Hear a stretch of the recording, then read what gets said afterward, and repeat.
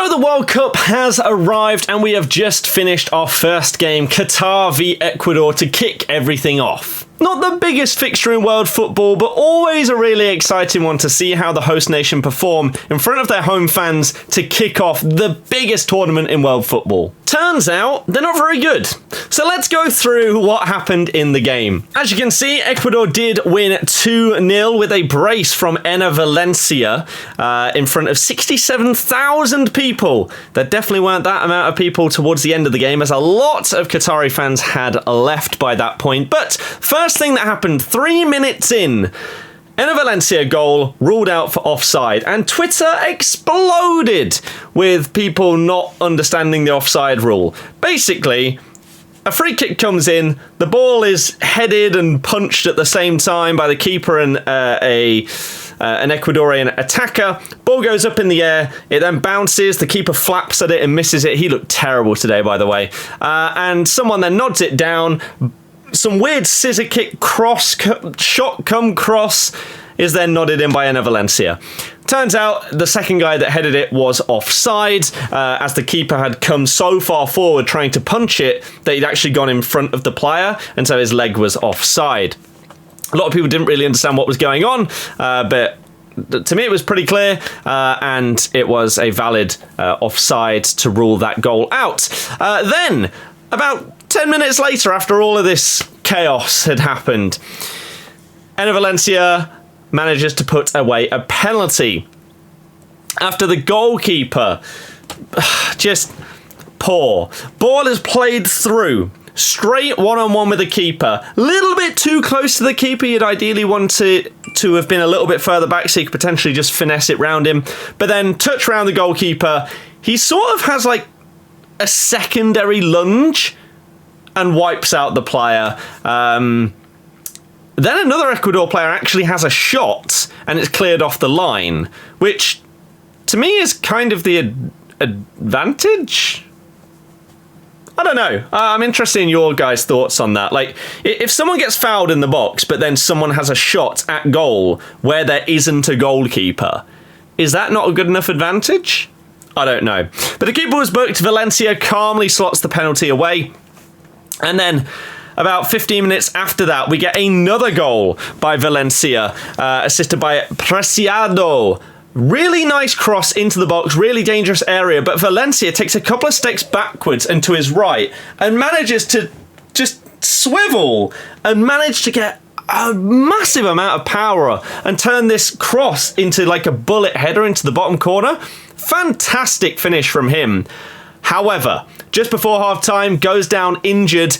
Second half, he did come back out, but ended up being subbed off in the 77th minute after he went down a couple of times and ended up, just being subbed off. So was this worth the risk of putting him out in the second half when they could have saved him for the other games in the group?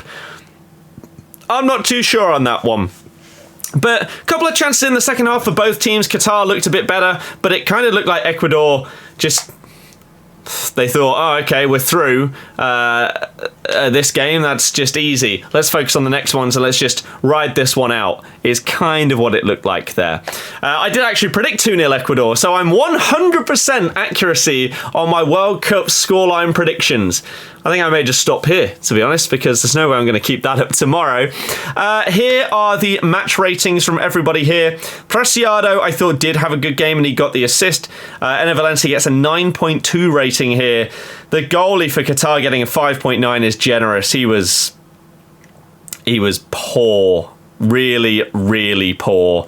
Just disappointing. This guy as well, Hatton, was very, very poor.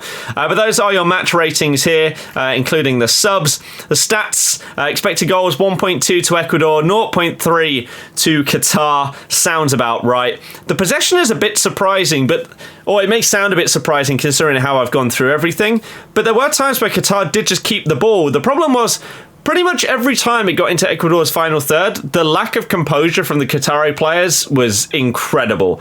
The amount of balls that were just kicked out of play, terrible touches, awful efforts at goal. It's pretty embarrassing, I'm not going to lie. It's really, really bad opening game at your home World Cup for them against the easiest opponent in their group as well. Pass accuracy, fouls, offsides, corners. Not many corners in this game. But yeah, here is Enner Valencia, his header from there. And then obviously he scored his penalty as well. XG for the header, 0.18 apparently. Let's quickly go back. So yeah, penalty. I'm not even sure what GOT means, to be honest. But sure. But yeah, 0.79 from the pen. There was one shot late on by a Qatari player. Was it that one? No, it was this one.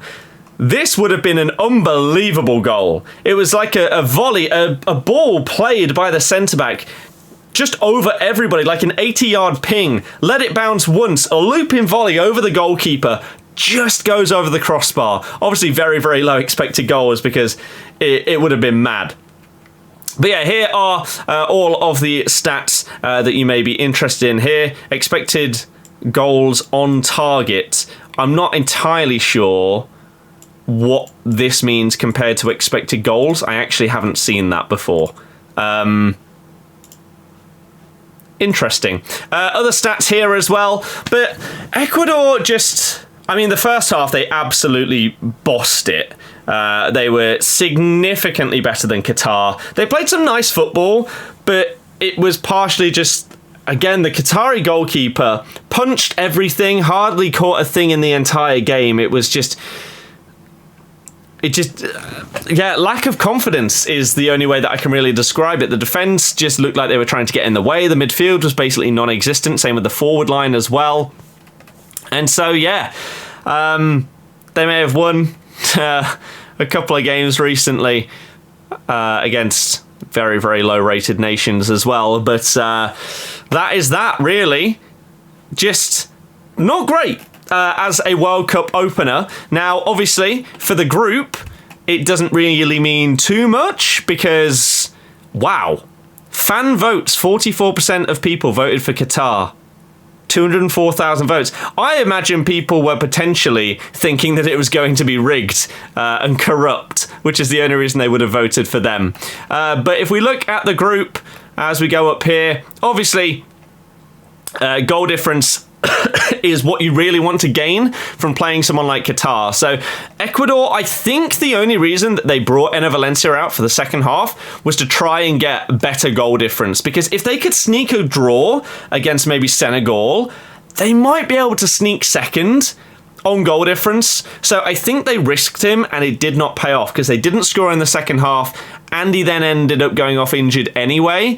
So it may have been a really, really bad risk that did not pay off for them. And we'll see how the rest of the tournament goes for them. But yeah, here you go. That is the first game of the World Cup. Qatar were poor, Ecuador were okay, but again, against Qatar, if they're going to play like that in every game, then they're going to get battered. They probably won't score a goal, and they'll probably concede.